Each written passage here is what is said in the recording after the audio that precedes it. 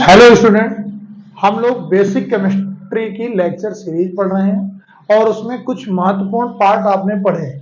जैसे आपने पढ़ा कि मोलर मास क्या होता है, कैसे निकालते हैं, वैलेंसी क्या है, कैसे निकालते हैं, ऑक्सीडेशन नंबर क्या है, कैसे निकालते हैं, और पीरियोडिक टेबल लर्न करने के लिए। और पीरियोडिक टेबल आपके इंटर क्लास के लिए भी बहुत ही महत्वपूर्ण पार्ट है और इसके साथ ही साथ ये आगे कॉम्पिटिटिव एग्जाम के लिए भी बहुत ही इंपॉर्टेंट है, जैसे नीट IIT जो भी आप प्रिपरेशन करेंगे। अब हम लोग आज उसी लेक्चर सीरीज में एक स्टेप आगे बढ़ते हैं और कुछ बातें करेंगे रेडिकल्स की। केमिकल फॉर्मूले कैसे बनाते हैं बेसिक वाले, जो 9th क्लास में आपने पढ़े होंगे। तो ये वीडियो 9th से लेकर सभी उन बच्चों के लिए है जो किसी प्रकार के एग्जाम की तैयारी कर रहे हैं। 9th में साइंस पढ़ रहे हैं, 10th में पढ़ रहे हैं, फर्स्ट ईयर 11th या ग्रेजुएशन या किसी कॉम्पिटिटिव एग्जाम में। लिख मैं रेडिकल ही रहा हूं, लेकिन रेडिकल से भी रिलेट नहीं करना मुझे, उससे मुझे रिलेट करना है फॉर्मूले से। और जब फॉर्मूले से रिलेट करेंगे तो इसका मतलब फॉर्मूला बनाना सीखना है। तो आज हम लोग जो बातें करेंगे फॉर्मूले से रिलेटेड करेंगे, कैसे केमिकल फॉर्मूला बनाते हैं। उसके लिए कुछ याद रखना हम लोग को। जैसे प्रैक्टिकल में जब बात करेंगे तो फर्स्ट ग्रुप की बात करेंगे एसिडिक रेडिकल में। अभी याद रखेंगे एक ग्रुप है जिसमें आपको याद रखना है स्कैंड्स।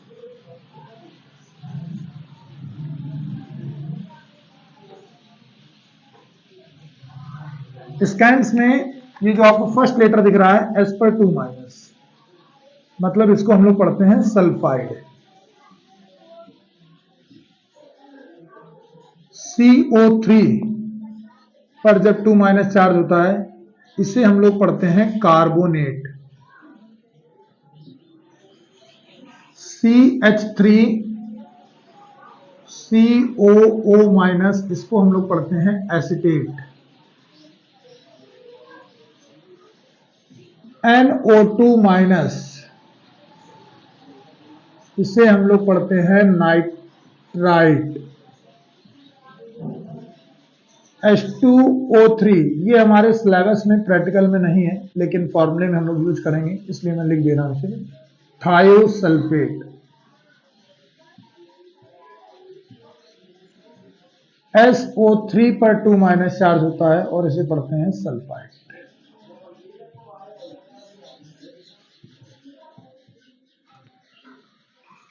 सेम इसी तरह एक ग्रुप आपको लर्न रखना है, सेकेंड ग्रुप नो CBI। एक आपने पढ़ा स्कैंड्स, एक नो CBI।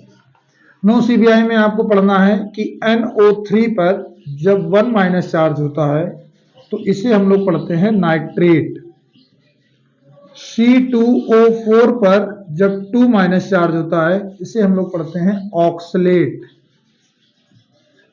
CO3 पर जब 2- का चार्ज होता है इसे हम लोग पढ़ते हैं, CO3 तो हम लोग फर्स्ट ग्रुप में पढ़ते हैं Cl- को हम लोग पढ़ते हैं क्लोराइड। Br- जिसे हम लोग पढ़ते हैं ब्रोमाइड। एंड लास्ट I- जिसे हम लोग पढ़ते हैं आयोडाइड। ये सेकेंड ग्रुप में होगा आपके। एक थर्ड ग्रुप आपको पढ़ना है जिसे हम लोग कहते हैं BSP। जनरली बी वाले का यूज हम लोग नहीं करेंगे, लेकिन कुछ जगह फॉर्मूले में यूज करेंगे। BO3 3-, इसको पढ़ते हैं बोरेट। SO4 2-, इसे पढ़ते हैं हम लोग सल्फेट। PO4 3-, इसे हम लोग पढ़ते हैं फॉस्फेट। इसमें अभी तो आपको ये ग्रुप वाइज भी याद करना है आगे प्रैक्टिकल के लिए, लेकिन अभी हमें प्रैक्टिकल से नहीं रिलेट करना है। अभी आपको एक काम करना है कि सल्फाइड मैंने किसको पढ़ा, जब S पर 2- चार्ज होता है उसे सल्फाइड पढ़ते हैं। जब CO3 पर 2- चार्ज होता है तो उसे कार्बोनेट पढ़ते हैं। जब CH3COO पर 1- चार्ज होता है तो एसीटेट पढ़ते हैं। NO2 पर 1- चार्ज होता है तो नाइट्राइट पढ़ते हैं। H2O3 पर 2- चार्ज होता है थायोसल्फेट पढ़ते हैं। SO3 2 माइनस पर 2 माइनस चार्ज होता है, सल्फाइड पढ़ते हैं। सेम इसी तरह NO3 माइनस पर जब चार्ज होगा तो नाइट्रेट, C2O4 पर 2 माइनस होगा तो oxalate, Cl minus chloride, Br minus bromide, I minus iodide. BO4 पर जब BO3 पर 3 माइनस चार्ज होता है बोरेट, SO4 पर 2 माइनस चार्ज सल्फेट, PO4 पर 3 माइनस फॉस्फेट। कुछ आपको और याद रखने हैं, जैसे हम लोग MnO3 कहीं लिखते हैं 2 माइनस, इसको हम लोग पढ़ते हैं मैंगनाइट। MnO4 पर 2 माइनस कहीं लिखते हैं, इसको हम लोग पढ़ते हैं मैंगनेट। MnO4 पर ही जब 1 माइनस लिखा होता है तो इसे हम लोग पढ़ते हैं परमैंगनेट। सेम इसी तरह Cr2O7 पर जब 2 माइनस होगा तो डाइक्रोमेट, एंड CrO4 अगर कहीं आपको दिखता है 2 माइनस तो इसे हम लोग पढ़ते हैं क्रोमेट। SiO3 पर जब 2 माइनस दिखता है इसे पढ़ते हैं सिलिकेट। और भी रेडिकल्स हैं, लेकिन जो ज्यादा यूज होंगे, जिनसे फॉर्मूले ज्यादा बनने हैं, केवल हम लोग उनकी रीडिंग पहले कर रहे हैं। इनसे ज्यादा कंपाउंड के बारे में पढ़ेंगे। ये तो हो गया आपका एसिडिक रेडिकल्स से रिलेटेड पार्ट। जब इसको हम लोग ऐड करेंगे बेसिक रेडिकल से, तो कुछ बेसिक रेडिकल की बातें करेंगे। जैसे बेसिक रेडिकल में अगर आपको कहीं NH4 दिखता है प्लस में, तो इसको आपको पता है अमोनियम पढ़ते हैं, अमोनियम। फिर आपको पता होगा कि वेरिएबल वैलेंसी होती है, जिसमें हम लोग कुछ इस तरह के वर्ड यूज करते हैं। जैसे Fe की दो तरह की पॉसिबिलिटी होती है, 2+ Fe पर 3+। तो कम चार्ज वाला जो होता है उसको अस पढ़ेंगे, ज्यादा चार्ज वाले को इक पढ़ेंगे। सेम इसी तरह कॉपर की वैलेंसी 1 होती है, प्लस ये जानकारी केवल आपको दे रहा है प्लस माइनस कि वो इलेक्ट्रोनेगेटिव है या इलेक्ट्रोपॉजिटिव है। लेकिन आपको ये ध्यान रखना है कि जो वैलेंसी दिख रही है इसके अकॉर्डिंग अस और इक्वल। जैसे Cu1 है तो हम लोग उसकी बात करते हैं अस, क्यूप्रस। Cu2 है मतलब क्यूप्रिक। Fe2 दिख रहा है फेरस, Fe3 दिख रहा है फेरिक। सेम इसी तरह Sn2+ दिख रहा है स्टेनस, Sn4+ आपको दिखेगा स्टेनिक, As3+ आपको दिखेगा आर्सेनियस, As5+ आपको दिखेगा आर्सेनिक, Hg2+ दिखेगा आपको मर्क्यूरस, Hg2+ दिखेगा आपको मर्क्यूरी। आप मेरी बात समझ गए होंगे किसे क्या पढ़ते हैं। NH4 को तो आपको बता ही दिया मैंने, अमोनियम पढ़ते हैं। बाकी ये लिखे मैंने वेरिएबल वाले। अगर Fe पर 2 चार्ज है, 3 चार्ज है, तो जो कम चार्ज वाला होगा अस, ज्यादा चार्ज वाला एक सीधी सी बात। ऐसे कॉपर में जो भी पॉसिबिलिटी है, Cu पर प्लस का 1 है, प्लस का 2 है, तो कम चार्ज वाला अस और ज्यादा चार्ज वाला एक। इसी तरह Sn जो है, Sn पर जब 2+ चार्ज है तो stannous, Sn4+ Stenik, As3+ आर्सेनियस, As5+ arsenic, Hg2 mercurous and Hg2 mercury. ये आपको लर्न होने चाहिए, रेडिकल्स हैं। इसके अलावा हम लोग कुछ और रेडिकल की बातें करेंगे, लेकिन ये फॉर्मूले मेकिंग में इनका यूज ज्यादा करेंगे। बाकी वैलेंसी आपने सीखी है। सपोज आपसे कहा जाए कि सोडियम कार्बोनेट का फॉर्मूला लिखिए, तो सोडियम कार्बोनेट का फॉर्मूला क्या होगा? आपको पता है सोडियम हम लोग Na को पढ़ते हैं और कार्बोनेट हम लोग CO3 को पढ़ते हैं, अभी लिखा मैंने। तो CO3 की वैलेंसी 2 है, माइनस ये जानकारी दे रहा है कि CO3 जो है इलेक्ट्रोनेगेटिव पार्ट है, 2 इलेक्ट्रॉन उसके पास एक्स्ट्रा है।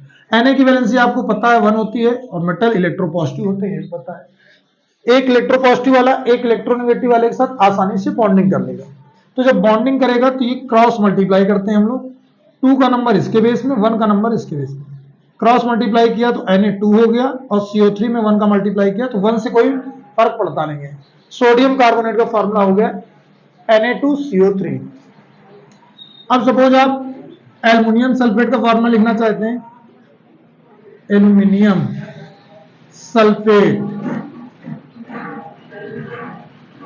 एल्युमिनियम आपको पता होना चाहिए किसको पढ़ते हैं, Al को।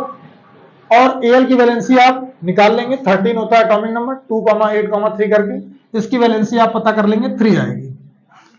मेटल है तो इलेक्ट्रोपॉजिटिव होगा। सल्फेट, अभी हम लोगों ने पढ़ा कि जब SO4 पर 2- चार्ज होगा तो इसको सल्फेट पढ़ते हैं।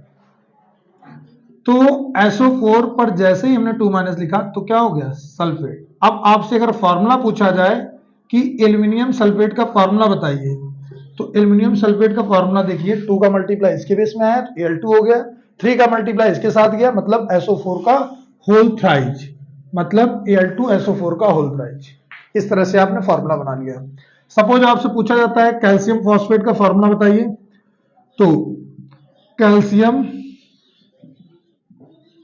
फॉस्फेट, कैल्शियम हम लोग पढ़ते हैं 2 Ca को, इसकी वैलेंसी 2 होती है। फॉस्फेट PO4 को, इसकी वैलेंसी 3 होती है, जैसा आप यहां देख रहे हैं। कैल्शियम की 2 वैलेंसी 20 होता है एटॉमिक नंबर, 2,8,8,2 से आप निकाल लेंगे जो आपने पढ़ा है पीछे। और यदि आपको कोई दिक्कत है तो आप वैलेंसी वाला वीडियो एक बार देख लेंगे। यदि कोई डाउट होगा तो वो मुझसे कमेंट बॉक्स में पूछ करके अपनी प्रॉब्लम को दूर भी कर लेंगे। इस तरह आपका कैल्शियम फॉस्फेट का फॉर्मूला क्या हो गया, Ca3PO4 का होल वर्ग। शायद कोई प्रॉब्लम नहीं होनी चाहिए। एक स्टेप हम लोग और आगे बढ़ते हैं। आपसे अगर पूछा जाए कि सोडियम क्रोमेट का फॉर्मूला क्या होगा, तो आपको पता होना चाहिए सोडियम पढ़ते हैं Na को, अभी मैंने बताया। वैलेंसी भी हम लोग निकाल लेंगे, 1 होगी। क्रोमेट किसे पढ़ते हैं, जब CrO4 पर 2- चार्ज, मतलब 2 वैलेंसी वाले। अब फॉर्मूला क्या हो गया, Na2CrO4। आप समझ रहे होंगे कि मैं क्या कर रहा हूं, फॉर्मूले किस तरह बना रहा हूं, क्रॉस मल्टीप्लाई। कभी कभी ऐसा होगा कि वैलेंसी आपस में कैंसिल होगी, जैसे उस पर भी आते हैं। आपसे कह दे कैल्शियम सल्फेट बताइए, कैल्शियम सल्फेट,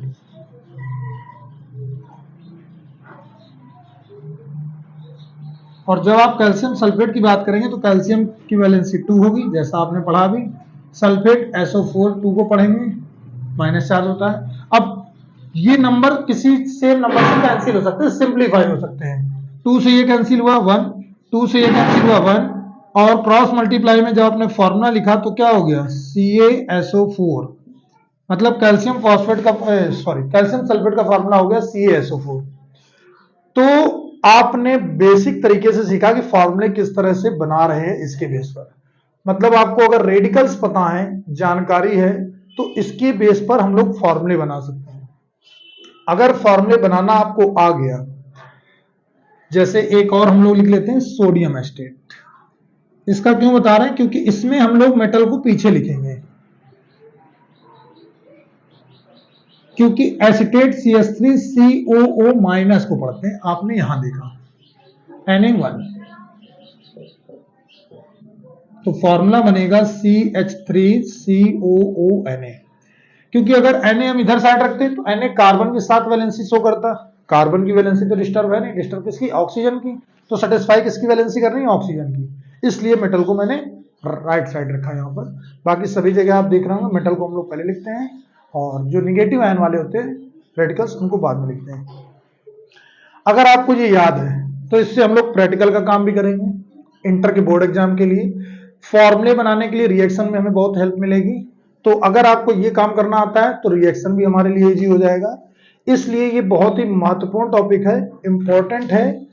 किसी भी अगर हम लोग टॉपिक को केमिस्ट्री से रिलेट करना चाहते हैं तो केमिस्ट्री में फॉर्मूले और रिएक्शन का ही रोल है, और अगर वही हमें नहीं आता इसका मतलब केमिस्ट्री हमारी नील है। तो आपको ये याद रखना है, फर्स्ट ग्रुप लर्न करने का जो मैंने ट्रिक लिखवाई है स्कैंड्स, ये इसलिए लिखवाई प्रैक्टिकल में इनका यूज करेंगे। नो CBI BSP, स्कैंड्स का पहला लेटर आप देख रहे होंगे सल्फाइड, C का कार्बोनेट्स, एस्टेट का A, नाइट्राइड का N, थायोसल्फाइड का T, एंड सल्फाइड का S।